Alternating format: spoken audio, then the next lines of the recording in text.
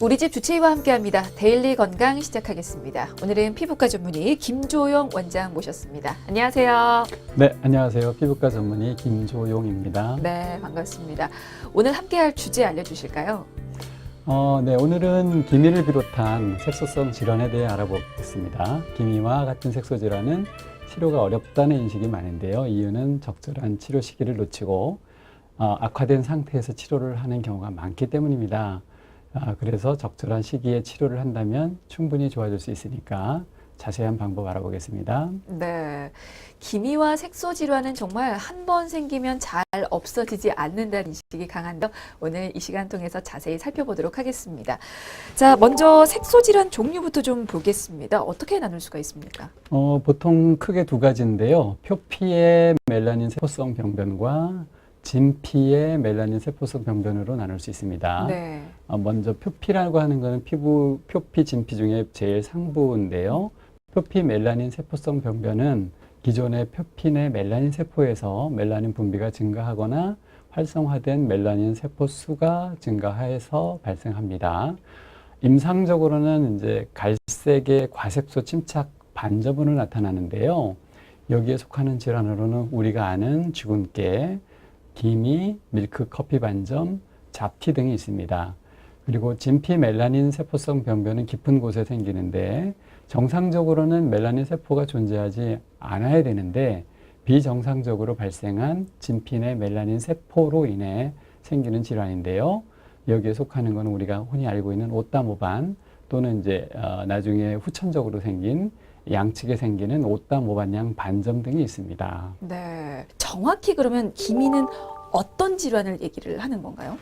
기미의 정의는 멜라닌 색소가 표피와 진피층에 과다하게 생성되면서 발생하는 좀 난치성인 색소 질환인데요. 이제 얼굴 중에서 특히 광대에 대부분 있고요. 눈 밑에 뺨, 이마 등에도 발생하는 갈색 반점인데 불규칙한 모양으로 생기고 다양한 크기로 생기고요. 대개 20대 이후부터 30대, 40대 주로 나타나고 출산기 여성에게 주로 발생하는 질환입니다. 출산기 여성에게 자주 발생한다고 하는 건 이게 호르몬의 영향을 좀 받는다고 봐야 될까요? 네, 임신 및 호르몬제 복용과 관련이 있는 점으로 봐서 에스트로겐과 프로게스테론 같은 여성 호르몬이 기미의 발생에 영향을 준다고 볼 수 있습니다. 네, 알겠습니다. 근데 사실 이 기미와 주근깨를 되게 헷갈려 하시는 분들 많은데 이거는 정확히 둘은 어떤 차이가 있나요? 기미하고 주근깨는 분명 다른 질환이지만 네. 일반인들이 보기에는 눈으로 구별하기가 맞아요. 쉽지 않죠. 네. 근데 주근깨는 이제 보통 2, 3mm 또는 5mm 정도의 반점이 그 광대 쪽에 산재해 있는 경우를 보이고 정상적인 피부하고 경계가 아주 분명하게 나타납니다. 네. 그리고 좌우 대칭적으로 나타나기도 하고요. 주근깨는 피부 이제 의학적으로 볼 때는 표피층에 분포하지만 기미는 진피층에 들어가기 때문에 좀 깊은 곳에 있고 이제 대칭적으로 나타나고 그리고 경계가 좀 불명확하고 진피에도 깊이 나타나는 것이 기미입니다. 그러니까 나타나는 부위와 양상이 아주 차이가 나는군요. 그렇죠. 주근깨는 이제 얼굴 말고도 네. 손등이나 뭐 어깨, 팔, 가슴, 뭐 외국인 그렇죠. 같은 경우에 생길 수 있는데 네네. 기미는 주로 얼굴에 나타납니다. 아, 그렇군요. 근데 이렇게 어떻게 보면 나타나는 부위와 양상이 다른 걸 보면 발생 원인도 그러면 차이가 있나라는 생각도 드는데 그건 어떤가요? 네. 기미의 경우는 후천적인 요인이 작용하는데 주근깨의 경우는 기미도 물론 유전적인 영향이 있지만 주근깨는 주로 더 유전적인 영향을 받는데요. 따라서 주근깨의 경우 보통 5세, 10세 이후에 나타나기 시작해서 점차 사춘기 이후로 증가하고 정점에 도달하게 되거든요. 20대가 되면. 근데 기미는 이제 좀 임신 후에 네. 그때 좀 더 늦은 나이에 생기게 되겠죠. 네, 알겠습니다. 자, 기미와 주근깨 차이는 이 정도로 알아보고요. 다시 원 주제인 기미로 좀 돌아오겠습니다. 그 기미가 이제 주로 후천적인 요인이 작용한다고 말씀을 해주셨고, 그 중에 하나로 호르몬 영향이 포함되겠죠. 앞서서 살펴봤습니다. 혹시 이 외에 다른 요인으로 또 작용하는 게 어떤 게 있을까요? 네, 이제 피부에 존재하는 이제 멜라닌 세포의 멜라닌 색소 생산 능력이 증가돼서 피부의 표피 또는 진피층의 멜라닌 색소가 과잉 침착되어 생기는 게 기미고요. 네. 근본적인 원인은 아직 밝혀져 있지 않지만 추정컨대 임신에 의한 호르몬의 변화와 유전적인 요인도 있고 경구 피임약, 햇빛, 심한 스트레스, 뭐 간 이상 등의 여러 원인에 의해서 발생하거나 악화될 수 있습니다. 네. 대부분은 임신과 연관되어 있거나 혹은 경구 피임약 복용 후 대부분 발생하게 되는 것으로 알려져 있습니다. 네. 근데 이제 기미가 진피층 및 표피층에 존재한다고 말씀해 주셨는데 이 기미가 진피층에 있는지 표피층에 있는지 어떻게 알 수가 있어요? 네, 뭐 육안으로 알기가 쉽지는 않은데요. 네. 이제 의사들은 알 수가 있겠죠. 아, 표피형 기미는 비교적 경계 부위가 명확하게 표면에 있어서 갈색 반으로 잘 보이고요. 진피층까지 멜라닌 색소가 동반돼서 있는 진피형 기미는 아무래도 깊이 있어서 경계가 좀 불분명하고 청회색 또는 연한 갈색을 띠게 되거든요. 네. 이제 뭐 표피와 진피에 있는 기미를 구별하기 위한 방법으로는 측정기를 사용할 수 있는데요. 일반광 및 편광, 자외선 광 등을 사용해서 피부에 비춰보면 피부 진피층까지 분포되어 있는 색소의 위치와 양상을 어느 정도는 대부분 분석이 가능합니다. 자, 다시 발생 원인 좀 여쭤보도록 하겠습니다. 기미가 계절의 영향을 받기도 한다는데 사실인가요? 네, 아무래도 누구나 알지만 여름 되면 얼굴 까매지듯이 네. 기미도 이제 자외선 영향을 받기 때문에 더 나빠지고요. 겨울에는 이제 좀 아무래도 햇빛이 약해지기 때문에 좀 좋아지는 양상을 보입니다. 그렇군요. 이제 점점 여름이 또 다가오는데 조심해야겠습니다. 그리고 앞서서 기미가 이제 후천적인 요인을 좀 주로 받는다고, 영향을 주로 받는다고 말씀을 해주셨는데, 그럼에도 불구하고 유전적인 영향이라든지 가족력은 분명히 있는 거죠. 그렇습니다. 이제 후천적인 영향이 많다는 거지 없다는 게 아니거든요. 네. 이제 아직 기미는 정확한 그 유전자를 찾아내지 못했지만 여러 연구 결과를 보면 가족력이 있다고 나타나는 경우가 많고요.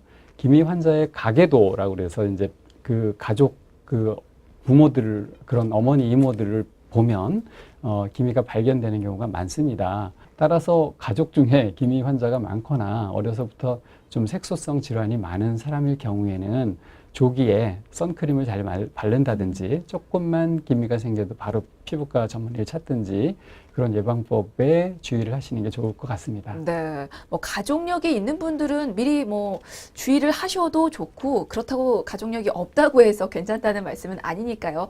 좀 모든 가족력이 있든 없든 모든 분들께서 좀 피부 관리에 미리 신경을 쓰시면 좋지 않을까라는 생각이 듭니다. 자, 그리고 이번에는 나타나는 양상도 좀 보겠습니다. 기미는 보통 번진다는 표현을 쓰는데 이게 실제로 주변으로 기미가 퍼지는 건가요? 뭐 치료하지 않고 그대로 두면 네. 이제 시간이 지날수록 점차 색이 진해지고 병변 발생 부위가 점점 더 넓어지거든요. 실제로 이제 기미가 그렇지만 번진다는 표현보다는 여러 요인에 의해서 새로운 병변이 자꾸 생기니까 일반인이 보기에는 이제 번지는 걸로 보이는 건데 아무튼 뭐 같은 표현이겠죠. 새로 생기든 번지든 아무튼 그렇군요. 초기 치료가 중요하다는 뜻입니다. 근데 이게 사실 기미는 한 번 생기면 좀 없애기가 쉽지 않다라는 인식들이 있어서 그래서 치료를 안 받는 분들도 계시는데 그건 어떻습니까? 네, 맞습니다. 그게 좀 어려운 일인데요. 네. 이제 그 어려운 이유는 기미가 생기는 원인 자체가 아직 불분명하고 이제 자외선과 여성 호르몬 변화를 자기가 어떻게 하기가 애매하니까 그런데 예민하게 반응을 하기 때문이거든요. 그래서 일단 발병을 하면 계절에 따라서 악화되거나 호전은 될 수 있으나 병변 자체가 쉽게 사라지지는 않습니다. 따라서 기미의 경우는 좀 어렵지만 좀 꾸준한 치료가 필요하다고 말씀드릴 수 있습니다. 그렇군요. 그 혹시 왜 여드름 보면 어떤 2차적으로 흉터가 생길 가능성이 있는데 이 기미도 외적으로 보이는 것 말고 혹시 다른 문제가 생길 수도 있는 건가요? 기미는 이제 평소 자외선 차단 등의 이 외부적인 요인에 의해서 증상이 나빠질 수 있고 관리하지 않으면 색소가 더 짙어지거나 새로 생길 수는 있지만 네. 다른 질환으로 흉터나 그런 게 생기는 것은 아닙니다. 그러면 궁금한 게 왜 그러면 그럼에도 불구하고 기미를 치료하고 관리를 해야 하는지가 좀 여쭤보고 싶은데요. 기미가 표피형일 경우는 비교적 쉽게 치료되지만 네. 진피형과 복합형 기미일 경우에는 치료가 어렵거든요. 기미가 난치성인 이유는 그 뿌리가 깊기 때문인데 표피의 색소만 증가하는 게 아니라 깊은 진피층에도 자외선으로 인한 피부 노화가 함께 동반하거든요. 치료를 안 하게 되면 어떤 사는 데 있어서 퀄리티 그리고 남들의 대인 관계에 지장을 받기 때문에 네. 그래서 좀 짙은 관계로 계속 치료를 안 하면 나빠지기 때문에 본인의 어떤 자존감도 떨어지고 사회생활에 있어서 어떤 뭐라 그럴까 자기 자신감도 좀 떨어지기 네. 때문에 그래도 진해지는 것보단 치료해서 밝게 사는 게 좋지 않을까 원하는 분들이 많을 거라 생각합니다. 그러시는 게 낫지 않을까 싶네요. 맞아요. 요즘에는 또 피부 때문에 스트레스 받는 분들 워낙 많기 때문에 그런 면에서 치료하고 관리 받는 건 좋은 것 같은데, 근데 사실 이제 앞서서 진피층 기미와 표피층 기미가 있다고 말씀을 해주셨고, 그리고 그 구별을 어떻게 하시는지도 알려주셨는데, 표피에 있는 색소는 사실 아무리 치료해도 그러면 이게 뭐 흐려지거나 없어지는 효과를 볼 수는 없는 거 아닌가라는 생각도 들거든요. 그 부분도 좀 설명 부탁을 드릴까요? 표피는 오히려 치료가 쉽고요. 네, 그렇죠. 네, 진피층 깊은 곳이 어렵죠. 그렇죠, 그렇죠. 그래서 진피층에 이제 광노화 현상도 있고, 그리고 너무 깊기 때문에 이제 잦은 재발을 경험하게 되는 거고요. 또 기미를 개선시키기 위해서 높은 강도의 이제 치료를 하게 되거든요. 그러면 레이저를 세게. 네네. 그렇게 되면 그 피부 부분이 국소적으로 탈색이 되기도 해서 그래서 어느 정도의 중등도의 치료가 필요하고요. 기미는 천천히 꾸준히 치료하는 것이 중요하지 네. 너무 과하게 치료하는 것은 별로 좋지 않다고 생각하고요. 그 네. 이후의 관리도 굉장히 중요하다고 생각합니다. 한 번에 좀 과하게 치료하기보다는 약하게 꾸준히 치료받는 게 좋다. 네. 그러면 치료받기 위해서 병원에 가면 피부과에서는 어떤 식으로 치료가 진행이 되나요? 보통 이제 치료는 완치가 아닌 호전을 목표로 하기 때문에 네. 병원에서는 이제 레이저와 메디컬 스킨케어를 병행해서 치료를 하게 되는데요. 레이저가 대표적으로는 이제 롱펄스 알렉산드라이트 레이저라는 게 있고 ND-야그 레이저 이런 걸 이용해서 치료를 하게 되거든요. 네. 그 각각 어떤 효과가 있는지도 좀 부연 설명해 주실까요? ND-야그 레이저는 이제 피부 표피와 진피에 존재하는 그 색소를 잘게 부숴줘서 내부에서 이제 그 덩어리가 크면 흡수가 안 되는데 잘게 부수면 흡수 배출이 용이하게 되거든요. 네. 그래서 색소를 연하게 만드는 방법이고요. 롱펄스 이제 알렉산드라이트 레이저 같은 경우는 색소를 파괴시키거나 이제 뭐 약한 딱지를 져서 떨어뜨리는 표피형 색소에 주로 사용하는 방법이거든요. 네. 그 둘을 적절히 피부 메디컬 스킨케어랑 병행해서 치료를 하면 효과를 볼 수 있습니다.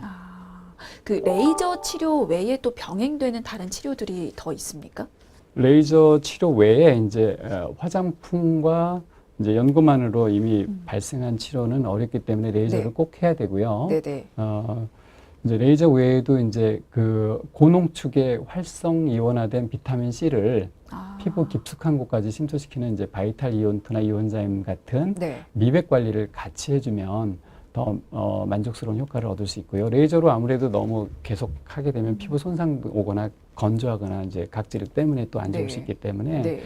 비타민 C를 이용한 미백 관리, 이제 보습 관리를 이렇게 병행하는 것이 기미가 이제 부작용 없이 좀 이렇게 천천히 치료가 되더라도 안전하게 치료할 수 있는 길이라고 말할 수 있습니다. 레이저 외에 미백 관리나 보습 관리는 뭐 주사 치료인 건가요? 아니면 그렇진 않고요. 네. 이제 전기 영동법이라고 그래서 음이온으로 만들어서 피부 속 플러스 양이온, 그러니까 음이온의 그런 원리를 이용해서 이온 영동법으로 네. 피부 깊은 진피층까지 침투시켜서 하는 방법이라 네. 병원에서 어떤 그렇군요. 기구를 이용해서. 이용해서 치료가 가능합니다. 알겠습니다. 사실 이게 워낙 치료가 힘들다는 인식이 강해서 자꾸 여쭤보게 되는데, 아까 그러셨잖아요. 약하게 오랫동안 관리해야 호전이 잘 된다고, 그렇게 치료해야 된다고 말씀해 주셨는데, 그러면 치료 기간을 어느 정도로 예상을 해야 할런지도 그것도 좀 알려주세요. 보통 이제 10번 그 정도를 10번. 치료를 하는데요. 꾸준한 네. 치료를 해야 되기 때문에. 네네. 그래서 이제 색소가 없어지려면은 한 2-3달 10번 정도 하면 그래도 대부분의 경우는 색소가 많이 옅어져서 일상생활, 그러니까 짙게 화장을 해도 보이던 기미가 10번 하면 옅은 화장으로도 커버되는 정도의 상당한 호전을 얻을 수 있습니다.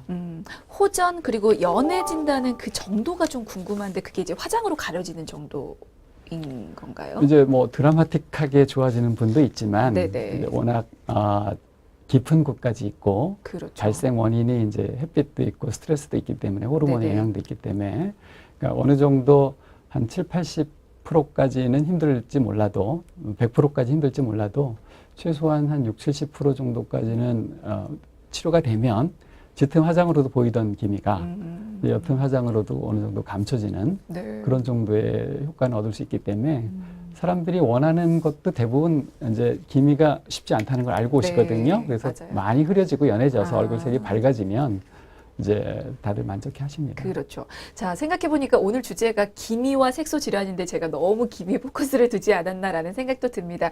자, 기미가 아닌 다른 색소 질환도 좀 급하게 여쭤보도록 하겠습니다.